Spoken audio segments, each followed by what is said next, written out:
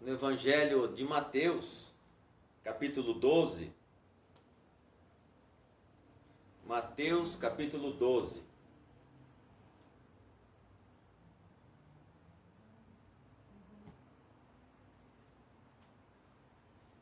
Mateus 12, a partir do verso 1. Porque o meu jugo é suave e o meu fardo é leve. Naquele tempo, no dia do Shabá, Jesus saiu caminhando pelos campos de milho. E os seus discípulos, tendo fome, começaram a colher espigas e a comer.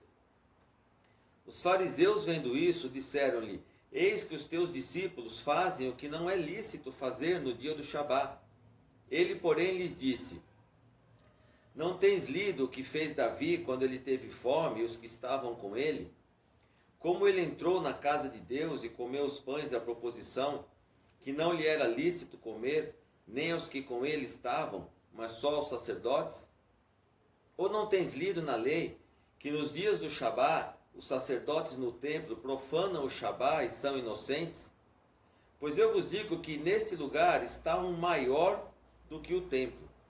Mas se vós soubesses o que isso significa, eu quero misericórdia e não sacrifício, não condenaríeis os inocentes, porque o Filho do Homem, até do dia do Shabá, é Senhor. Amém, queridos? O que Jesus está dizendo aqui? Quando Jesus fala que ele é maior do que o templo, e que o pessoal estava condenando os discípulos porque eles estavam apanhando espigas e comendo no dia do sábado. Então ele reporta a Davi, aos sacerdotes. O que Jesus está dizendo para nós? Ele diz que quando ele fala que ele é maior do que o templo, porque o templo representava a religião. O templo era a habitação de Deus. Hoje nós sabemos que nós somos o templo do Espírito Santo. Deus não habita em prédios, Deus não habita em lugares, Deus habita em nós. Nós somos a igreja. Quando ele diz que ele é maior do que o templo, ele diz que ele é maior do que a lei. Ele é maior do que toda aquela parafernália de lei, de regras que o pessoal precisava seguir. Jesus sempre priorizou pessoas e não leis. Pessoas e não regras. E aqui fica claro, no texto que nós lemos, quando ele fala, ele cita Davi, que ele comeu o pão, ele cita os sacerdotes que faziam o trabalho no sábado, ele privilegia pessoas. E isso é servir a Deus, privilegiar pessoas e não regras, não instituições, não igrejas, não coisas criadas por homens, mas coisas criadas por Deus. E nós somos criados por Deus. Nós somos feitura das mãos de Deus. E nós temos que ser privilegiados em detrimento de leis, em detrimento de regras. E ele cita aqui, quando ele fala do templo, se você for ler, depois você lê lá em Crônicas, 2 Crônicas 6, quando Salomão construiu o templo, primeiro que quando Davi idealizou o templo, falando: Deus, eu vou construir uma casa para o Senhor, isso não partiu de Deus. Não foi Deus que pediu para Davi fazer. Foi algo que Davi colocou no seu coração que ele queria fazer. Então Deus permitiu, não ele, mas permitiu que Salomão fizesse. Só que Salomão chegou num ponto e que ele, lá em 2 Crônicas 6,18, ele diz que Deus não podia ser guardado num templo. Deus não podia ser guardado num prédio, porque Deus transcende tudo isso. Deus não habita em coisas feitas por mãos de homem. Deus habita em nós, feitos pelas mãos dele. Ele jamais vai se concentrar, ou ele jamais vai se amoldar em alguma coisa que nós fazemos. Até por isso ele diz para nós não fazermos imagem nenhuma, porque ele não cabe numa imagem, ele não toma a forma de uma imagem, ele só habita naquilo que ele fez. Por isso ele habita em nós. Então Salomão, ele chegou à conclusão de que o povo tinha um templo, e o templo tinha Deus. Só que o templo que tinha Deus era um templo feito por mãos de homens. mas Deus não habita lá. E hoje nós temos um Deus que habita em nós. Nós somos o templo do Espírito Santo. E Jesus segue dizendo sobre essas coisas. E eu queria que vocês abrissem comigo em Hebreus capítulo 9, a partir do verso 9.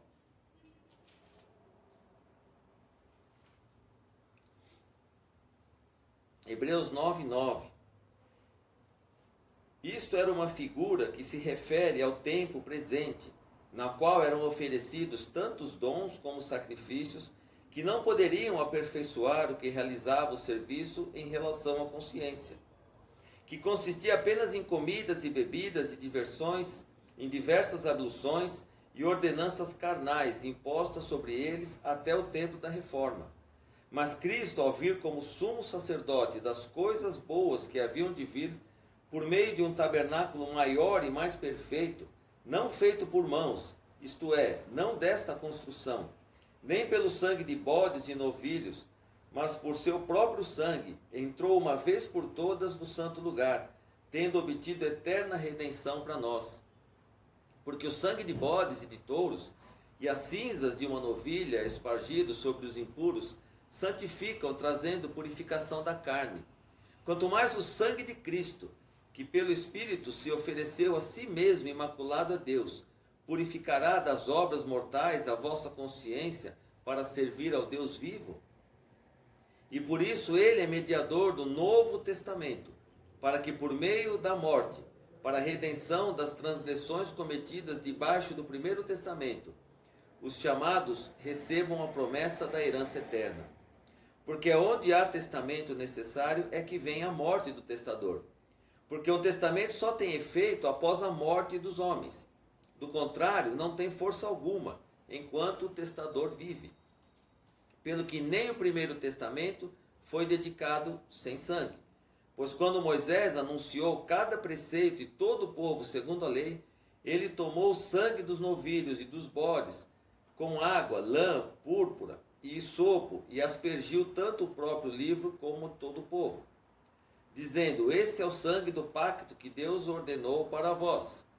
Além disso, ele aspergiu com sangue tanto o tabernáculo como todos os vasos do ministério. E quase todas as coisas, segundo a lei, purificam com sangue, e sem derramamento de sangue não há remissão de pecado.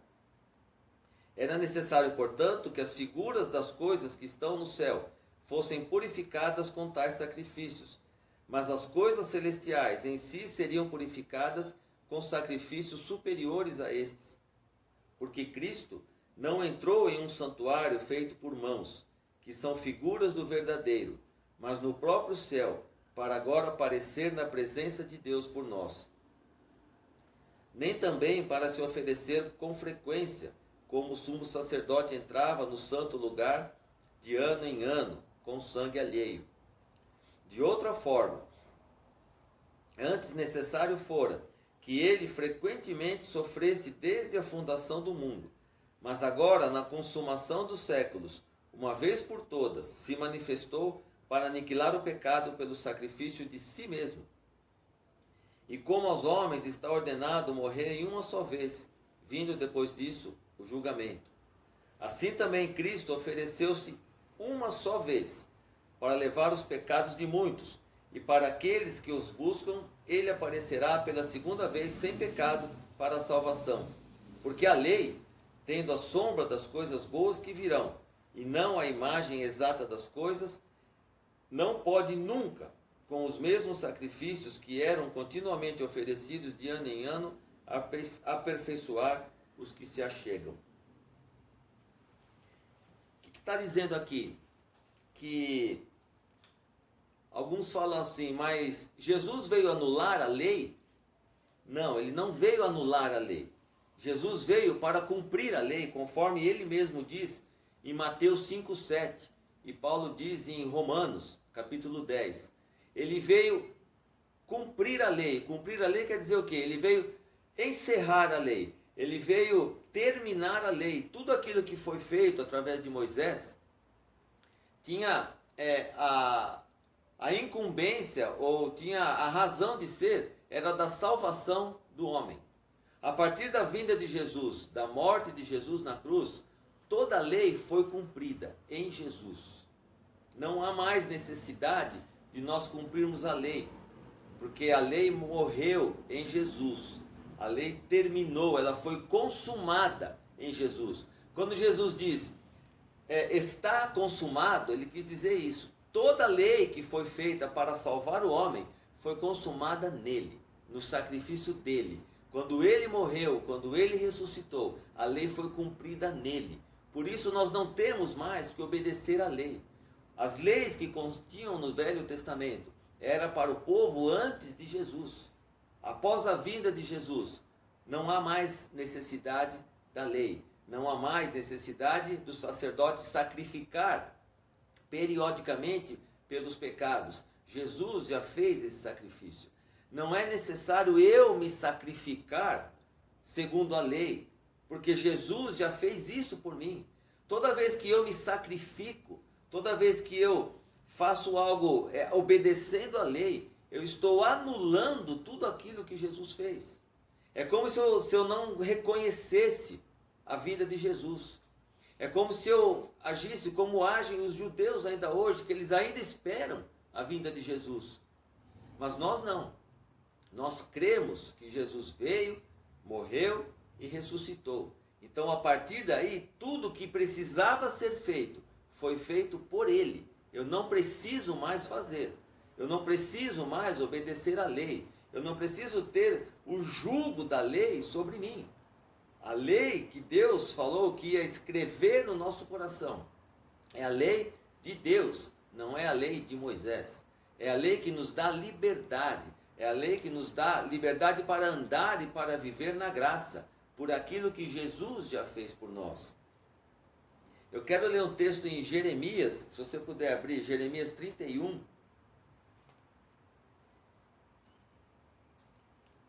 Jeremias 31, 33.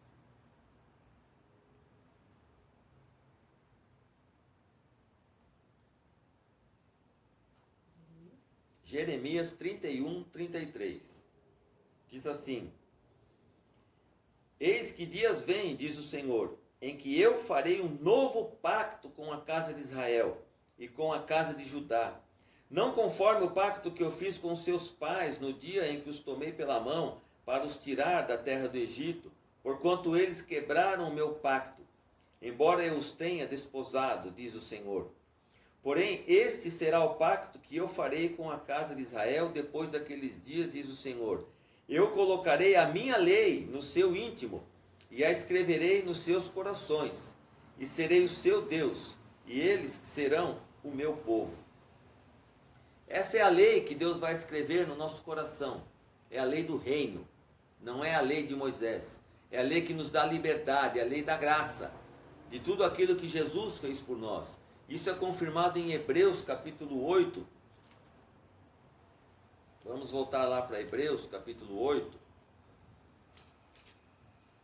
versículo 10. Porque este é o pacto que farei com a casa de Israel depois daqueles dias. Eu porei as minhas leis em suas mentes e as escreverei em seus corações. Eu serei para eles um Deus, e eles serão para mim um povo. E eles não ensinarão cada homem ao seu próximo, nem cada um ao seu irmão, dizendo, conhece tu ao Senhor, porque todos haverão de me conhecer. Porque serei misericordioso para com suas injustiças, e de seus pecados e de suas iniquidades não me lembrarei mais.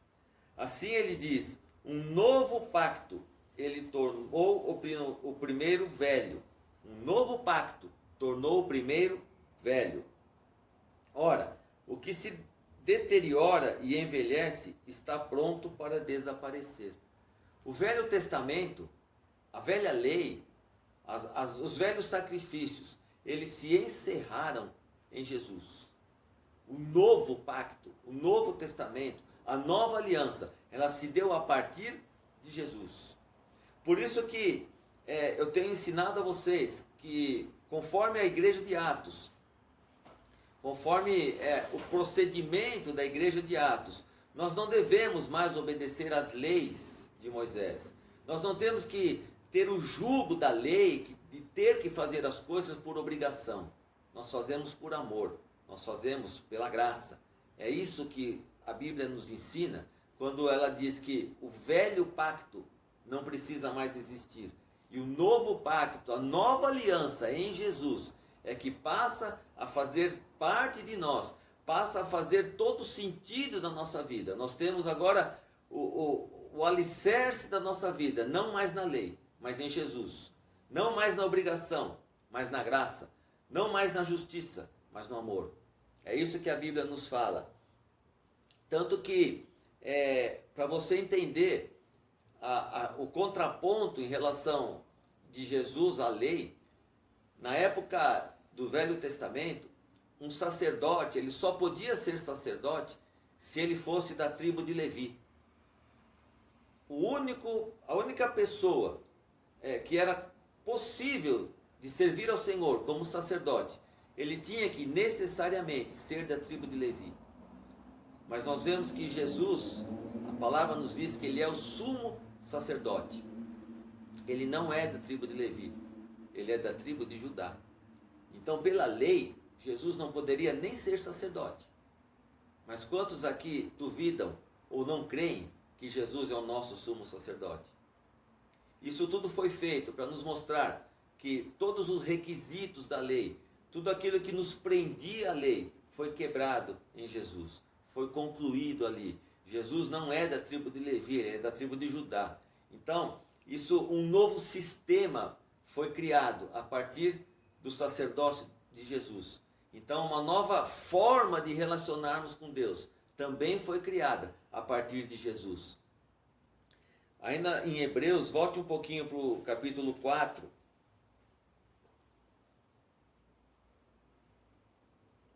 Capítulo 4, versículo 14.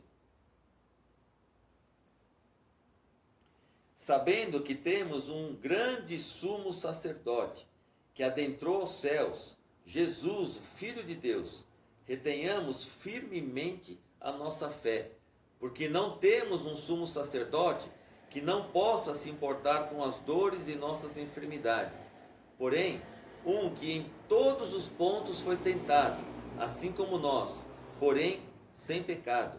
Portanto, acheguemo-nos confiadamente ao trono da graça, para que possamos obter misericórdia e achar graça e auxílio em tempo de necessidade. Esse é o nosso sacerdote. Nós não precisamos mais de um sacerdote que faça expiação dos pecados por nós. Nós não precisamos de um líder espiritual, de um pastor, bispo, apóstolo, vice-deus, seja o nome que eles querem se dar hoje em dia. Não precisamos disso. Nós achegamos-nos ao Santo dos Santos, nós chegamos ao trono por Jesus, pela graça de Deus. Tudo aquilo que a religião nos prende, tudo aquilo que a religião nos obriga a fazer, não é mais devido a nós. Nós somos livres. Nós somos livres do pecado, nós somos livres da religião, nós somos livres da lei, porque nós vivemos na graça de Jesus Cristo. Tudo isso que eu tenho falado para vocês até agora pode ser resumido, pode ser encerrado no versículo de Efésios, capítulo 2.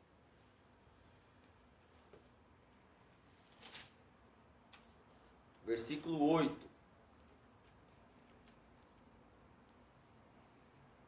Porque pela graça sois salvos, por meio da fé, e isso não vem de vós, é dom de Deus, não de obras, para que nenhum homem se glorie, porque somos feitura sua, criados em Cristo Jesus para as boas obras, as quais Deus estabeleceu para que andássemos nelas. Queridos, aqui fica claro, eu não preciso da lei para nada. Eu não posso viver debaixo da lei, porque se assim eu fizer, se eu andar debaixo da lei, se eu cumprir a lei, se eu quiser obedecer a lei para me achegar a Deus, eu estarei negando o que Jesus fez. Mesmo porque, queridos, a lei, ela só serve para nos condenar, porque é impossível cumprir a lei humanamente. Jesus mesmo disse, a lei e os profetas diziam que você não pode matar, mas se no seu coração você desejar isso para alguém, você já matou. A lei dizia que você não pode adulterar, mas se você pensar, se você olhar, você já adulterou. A lei dizia que você não pode roubar, mas se você cobiçar, você já roubou. Então nós não podemos por nós mesmos cumprir a lei. Ainda que muitos parecem que externamente são santos, são irrepreensíveis, cumprem a lei, no seu interior é impossível cumprir a lei.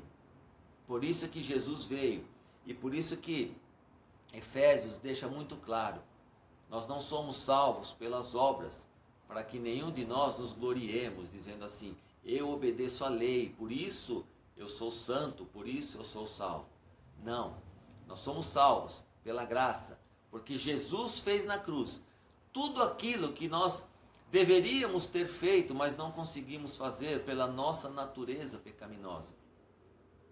Quero que você, nesta tarde, nesta noite, que você aprenda isso, que você plante isso no seu coração. A lei, a religião, ela se encerrou em Jesus.